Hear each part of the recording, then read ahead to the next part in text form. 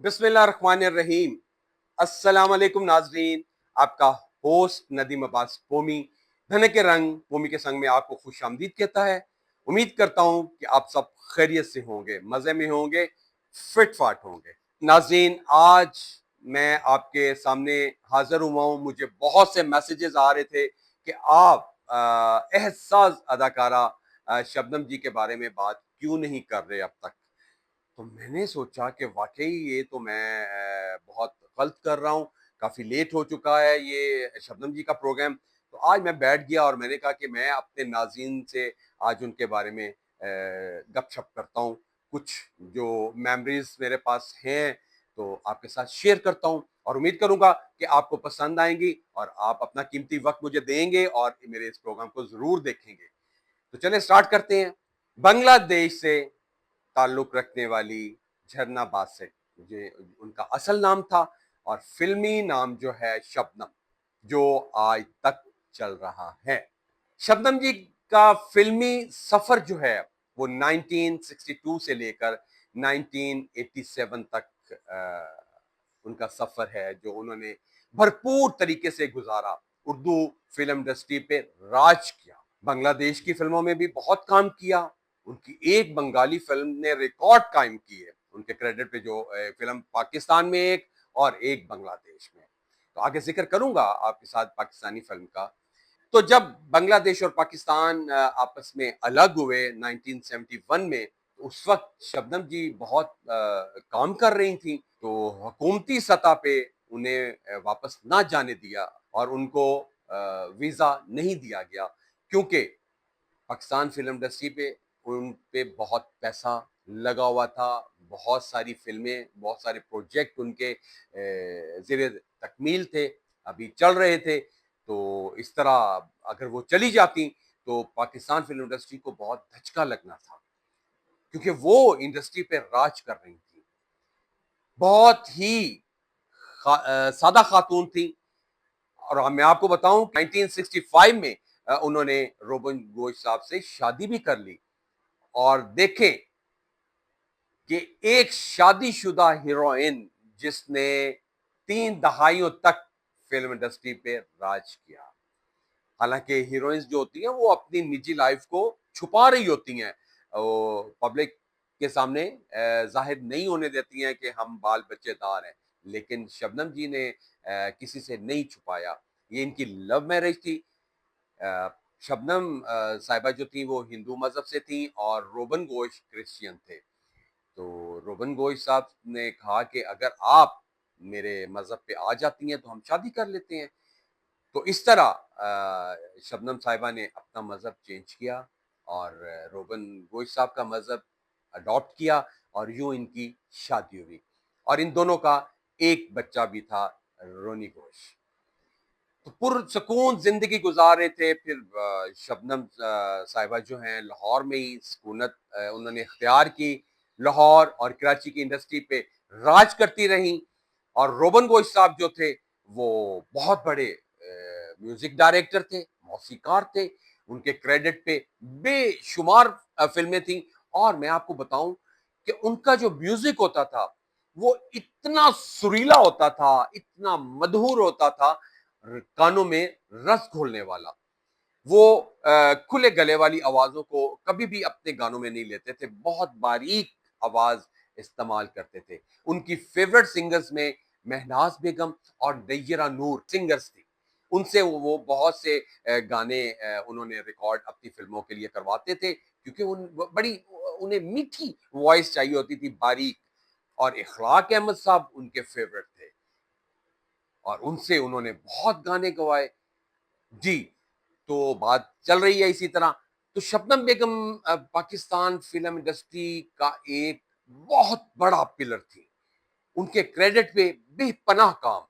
वाहिद अदाकारा हैं जिनकी एक फिल्म ने क्राउन जुबली की, आईना। आईना का जिक्र मैं ना करूं तो नाइंसाफी होगी। बहुत खूबसूरत फिल्म। ये जो मैंने आज कैप पहनी है, ये उसी फिल्म का गाना। मैंने कहा चले थोड़ी सी याद ताजा होगी। तो वादा करो साजना, जिसमें नदीम साहब मोटर बाइक पे और शबनम बेगम पीछे बैठी हुई हैं। क्या फिल्म थी, क्या म्यूजिक था उसका। रूठे हो तुमको कैसे मनाऊं पिया, बोलो ना। क्या बात है, क्या बात है। वाहिद फिल्म है जो कराची में 5 to 7 years एक सिनेमा में लगी रही है और लोगों ने उसे बार बार जाके देखा। ऐसे ही तो नहीं क्राउन जुबली हिस्से में आती, वाहिद फिल्म है जिसने क्राउन जुबली की। तो मैं उनकी किस किस फिल्म का आपसे जिक्र करूं, ये तो बड़ी एक लंबी फहरिस्त है, 3 दहाइयां, और हर साल इतनी उनके क्रेडिट पे फिल्में आती थी और सुपर डुपर हिट होती थी। ये वो लोग हैं। शबनम बेगम ने तमाम अदाकारों के साथ काम किया। उन्होंने शुरू में रहमान साहब के साथ दो दो काफी फिल्मों में काम किया, उनकी जोड़ी को पसंद किया गया। फिर उसके बाद फिर वहीद मुराद साहब, मोहम्मद अली साहब, लेकिन मेरे हम नाम मोहतरम, मेरे पाकिस्तान का बहुत बड़ा नाम मोहतरम नदीम साहब, नदीम बेग साहब, जब शबनम और उन्होंने काम स्टार्ट किया तो फिर दुनिया ने कहा कि नहीं शबनम बेगम, अब आप और किसी हीरो के साथ काम नहीं कर सकती हैं, आप सिर्फ और सिर्फ नदीम साहब के साथ काम करेंगी। नदीम साहब की हीरोइन आएंगी और पर्दा स्क्रीन पे छा जाएंगी। और वाकई ऐसा ही हुआ कि इस जोड़ी ने बेपनाह मकबूलियत हासिल की। इस जोड़ी के क्रेडिट पे इतनी फिल्में हैं कि मैं उनके नाम गिनवाने बैठूं तो घंटे लग जाएंगे। लेकिन आपको पता है कि वीडियो बहुत शॉर्ट बनानी होती है, क्योंकि आप लोगों के पास भी वक्त नहीं होता कि आप मुकम्मल वीडियो देख सकें। तो फिर कोशिश करते हैं कि हम छोटे से थोड़े से वक्त में आपको सारी इंफॉर्मेशन जो है वो पहुंचा सके। तो चलता रहा इनका फिल्मी सफर। उसके बाद वाहिद अदाकारा हैं जिन्होंने 13 निगार अवार्ड अपने नाम की, और 2012 में इन्हें लाइफ टाइम अचीवमेंट अवार्ड से भी, सदारती अवार्ड से भी नवाजा गया और एक बहुत बड़ी तकरीब इनके लिए मुनक्कद की गई। बड़ी अपनी खुशगवार जिंदगी गुजार रही थी, और इनके साथ इसी दौरान जब अरूज पे थी तो एक छोटा सा हादसा भी हुआ। इनके घर पे डकैती हुई, लेकिन वो डकैती नहीं थी, वो शबनम जी के फैंस थे और उन्हें उनकी एक झलक देखने के लिए वो उनके यहाँ गलत तरीके से चले गए। ऐसे क्रेजी जो आपके फैंस होते हैं वो होते हैं, और वो बड़े क्रेजी फैंस थे। बहुत बड़ा खानदान है जिनसे वो बिलोंग करते थे, लेकिन गलती कर बैठे वो लोग। बहरहाल शबनम जी उस हादसे से बहुत डर गई थी। उनका बेटा बहुत छोटा था, तो उन्होंने अपने बेटे को फिर पाकिस्तान से निकाल दिया और उसे लंदन हॉस्टल में शिफ्ट कर दिया, और उसकी सारी तालीम जो है वो वहीं की है, लंदन की है। और अब भी रोनी जो है वो लंदन में सुकूनत इख्तियार किए हुए है, वहीं पे काम करता है, जॉब करता है, जो भी है, लेकिन वो लंदन में ही रहता है। तो शबनम बेगम 1987 तक तो हीरोइन आती रही। फिर उसके बाद उन्होंने करेक्टर एक्टर रोल भी किए। हाँ, मैं आपको बात बताऊं कि पंजाबी फिल्मों में भी उनको लिया गया।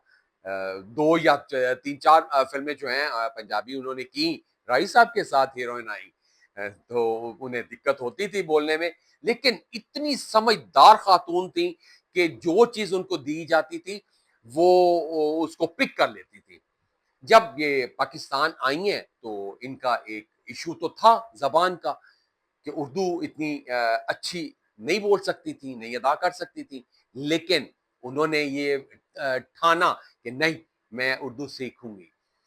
तो जब वो उर्दू बोलती थी तो बहुत प्यारी लगती थी। वो अपनी बंगाली और पाकिस्तानी हमारी उर्दू को जब मिक्सचर करके आम बोलती थी बैठे हुए, तो बहुत खूबसूरत लगती थी बोलती हुई। तो बड़ा उनका एक्सेंट मजे का लगता था। लेकिन जब वो पर्दा स्क्रीन पे अपना डायलॉग डिलीवर करती थी तो लगता था कि इन जैसी अच्छी उर्दू कोई और बोल भी नहीं सकता। बहुत नफीस खातून। और उनके चेहरे पे एक चीज आपने नोट की होगी कि इतना हिजाब उनके चेहरे पे, इतनी मासूमियत और शराफत जो उनके चेहरे पे नजर आती थी। पर्दा स्क्रीन पे काम करने वाली खातून, लेकिन उनका पहनावा बहुत अदब वाला मैं कहूंगा, क्योंकि पूरे कपड़े पूरे लिबास में कभी हमने उन्हें पर्दा स्क्रीन पे नाजेबा लिबास जेब तन किए हुए नहीं देखा। बहुत लिमिट में रह के उन्होंने काम किया और इसीलिए मेरे पाकिस्तान की अवाम ने उन्हें पसंद किया और सबकी वो फेवरेट थी। उन्होंने सब अदाकारों के साथ काम किया। आपको मैं बताऊं कि फैसल की पहली फिल्म आई है फैसल रहमान की, नहीं अभी नहीं, तो उसमें भी शबनम जी के वो हीरो थे। शबनम जी के वो क्रश थी। शबनम जी फैसल का क्रश थी। वो स्टूडेंट था लेकिन वो अपनी टीचर को पसंद करता था। बड़ा बोल्ड टॉपिक था, लेकिन पब्लिक ने उसे बहुत पसंद किया। मैं आपसे शबनम जी की किस किस फिल्म की बात करूं, उनकी दूरियां, उनकी बंदिश, क्या बात है। ये वो फिल्में हैं जो हम लोग भुला नहीं सकते। नदीम साहब के साथ पहचान, अनाड़ी, क्या बात है, तलाश। मैं आपसे वही तो कह रहा हूं कि उनकी फिल्मों का जिक्र करने के लिए बहुत ज्यादा वक्त चाहिए। तो मैं चंद जो उनकी अच्छी अच्छी बातें, फिल्में हैं, उनकी यादें आपके साथ शेयर करता हूं। उन्हें मैं बहुत बड़ा फैन भी उनका था और मुझे देखने का बहुत इश्तियाक था उन्हें। संगीता बेगम की फिल्म, ये उनके लास्ट डेज की फिल्में हैं, नाम मेरा बदनाम। तो स्टूडियो में मैं गया तो फ्लोर नंबर 2 एवेन्यू में सेट लगा हुआ था नाम मेरा बदनाम का। तो शबनम बेगम बैठी हुई थी और फिर बताएं, जिस आर्टिस्ट को आप पसंद करते हैं, जब मैं फ्लोर में दाखिल हुआ तो मेरी नजर उन पे पड़ी है, तो मेरी क्या एक्साइटमेंट होगी मैं आपको बता नहीं सकता हूँ। कि वो एक कोने में बैठी हुई स्क्रिप्ट अपना याद कर रही थी। वाहिद खातून है जो होमवर्क करके आती थी, घर से अपना वर्क करके आती थी, टाइम की बहुत पंक्चुअल थी, टाइम पे पहुंचना, टाइम पे वापस जाना। ये वाहिद अदाकारा थी जिन्होंने नाइट का अपने प्रोड्यूसर्स, डायरेक्टर्स को कहा हुआ था कि मैं नाइट की शिफ्ट में काम नहीं करूंगी। दिन में आप मेरे से जितना मर्जी काम ले लें, जितनी मर्जी शिफ्टों में, जितने मर्जी आप सेट्स पे मेरे से काम ले लें, लेकिन मैं नाइट की शिफ्ट में काम नहीं करूंगी।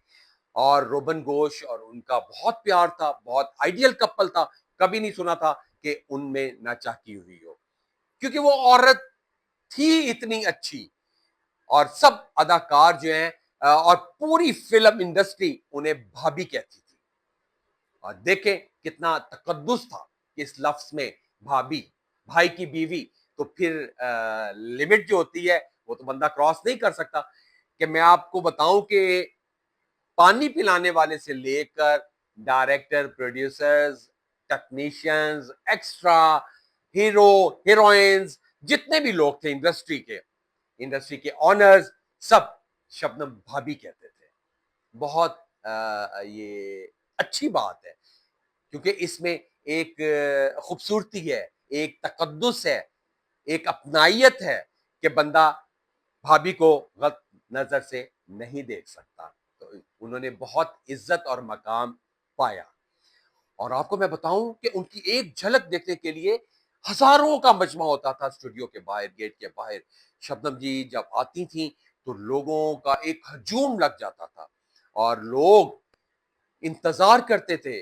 उस वक्त तफरी, आपको पता है कि एक सिनेमा होती थी, थिएटर भी बहुत कम होता था और टीवी भी एक पीटीवी होता था, और उसमें भी एक ड्रामा आता था 8 बजे से 8 to 9, 1 घंटे का प्ले होता था। लेकिन फिल्म लोग शौक से देखने जाते थे और इंतजार होता था कि नई फिल्म कब आ रही है, और अपने पसंदीदा अदाकारों को देखने के लिए लोग इंतजार करते थे। और सिनेमा में एक तमाम के साथ जाते थे, ग्रुप्स की शक्ल में, फैमिलीज जाती थी, दोस्तों के ग्रुप्स जाते थे और इसके लिए प्लान करते थे और सब लोग एंजॉय करते थे। जाना, एंजॉय करना, फिल्म देखना, खाना खाना, ये लोगों का एक शौक होता था। और फिर उस वक्त फिल्में भी बहुत अच्छी बनती थी, फैमिली टॉपिक होते थे, साफ सुथरी फिल्में होती थी। तो ये थी वो शबनम बेगम। और फिर 2016 में उनका साथी रोबन घोष साहब उन्हें छोड़ गए। और इस तरह फिर शबनम बेगम अकेली रह गई। और मैं आपसे बात कर रहा था कि 1999 में शबनम बेगम पाकिस्तान से मुस्तकिल तौर पर ढाका शिफ्ट कर गई थी। और क्योंकि उनके ससुराल वहाँ पे थे, उनके अपने बहन भाई सारा खानदान वहीं पे था। ये वाहिद अकेली थी जो पाकिस्तान अपने काम की वजह से रुकी हुई थी, क्योंकि अब उनका ये मुल्क उनका था जहाँ उनको रोटी रोजी मिल रही थी, उनको प्यार मिल रहा था अवाम का, उनको शोहरत मिली थी, दौलत मिली थी, तो ये मुल्क उनका था। लेकिन 1999 में वो पाकिस्तान को छोड़ के अपने मुल्क चली गई थी।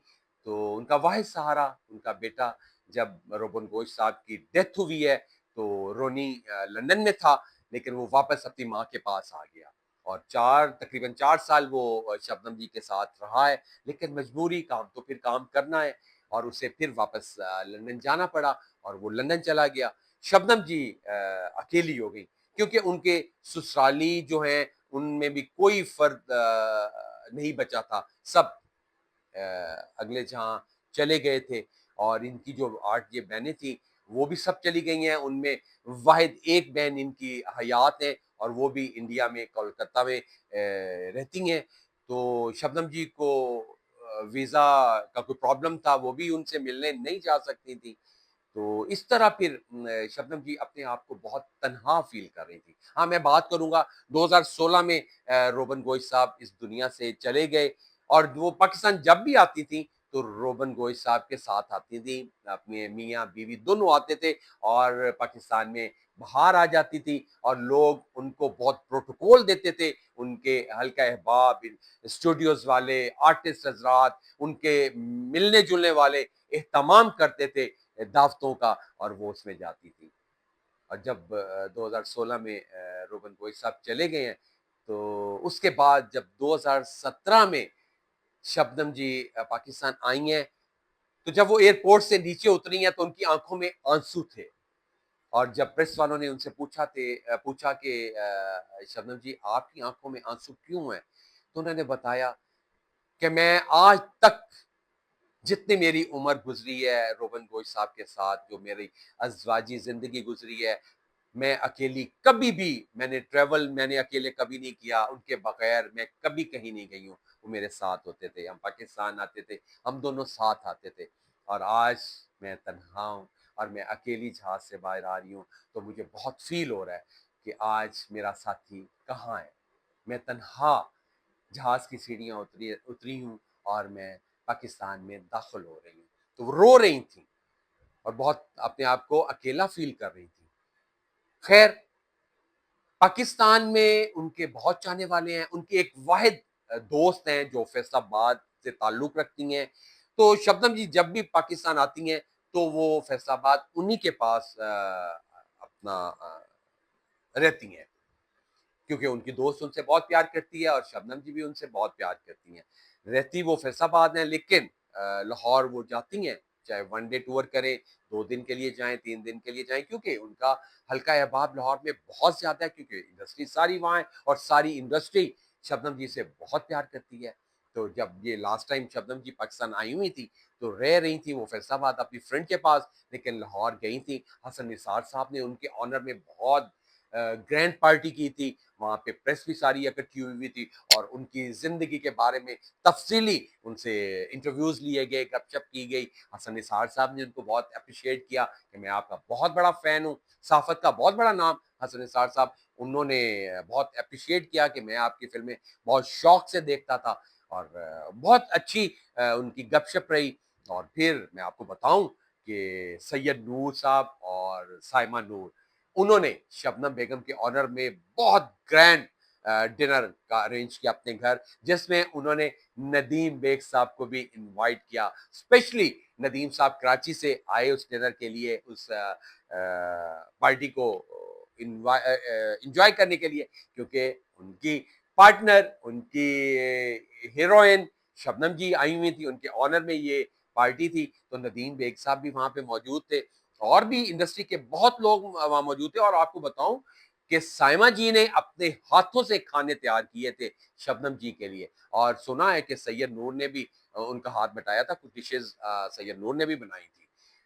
तो ये लोगों का प्यार था। और सायरा नसीम आई हुई थी, उन्होंने वहाँ पे मौसीकी से लोगों को मशहूर किया, गज़लें सुनाई, गाने सुनाए, शबनम जी के जो सॉन्ग्स एवरग्रीन हैं वो सुनाए। चिट्ठी ज़रा सैयां जी के नाम लिख दे, हाल मेरे दिल का तमाम लिख दे। शबनम जी, मैंने भी चिट्ठी लिख दी है और सारा हाल जो है वो मैंने सैयां जी के नाम कर दिया है। तो मेरे इस छोटे से तोहफे को आप कबूल कीजिएगा। और आज मैं बैठे-बैठे, क्योंकि मुझे काफ़ी मैसेजेस आ रहे थे कि शबनम जी के बारे में आप बात करें अपने अंदाज में। तो आज मैं बैठा और मैंने किया ये शबनम जी को ये अपना एक छोटा-सा तोहफा पेश कर रहा हूँ, नज़राना पेश कर रहा हूँ। और अगर शबनम जी आपकी नज़र से ये मेरा प्रोग्राम गुज़रे तो दुआओं में याद करिएगा और कमेंट कीजिएगा और पसंद कीजिएगा। जी तो नाज़रीन, ये था मेरा आज का छोटा-सा प्रोग्राम जो मैंने शबनम जी की ज़िंदगी पे एक छोटी-सी नज़र दौड़ाई। उनके बारे में बातें करने बैठूँ तो घंटे गुजर जाएंगे, लेकिन क्या मजबूरी है कि इतना लंबा प्रोग्राम ना तो कोई देख सकता है और ना ही कोई कर सकता है। तफसीली तो नहीं बात की जा सकती, बट उनकी जो चीदा चीदा बातें हैं वो मैंने आपके साथ शेयर की। उम्मीद करूंगा कि आपको पसंद आएंगी, और अगर आपको ये पसंद आए तो मेरे इस चैनल को लाइक कीजिएगा, कमेंट कीजिएगा और शेयर कीजिएगा।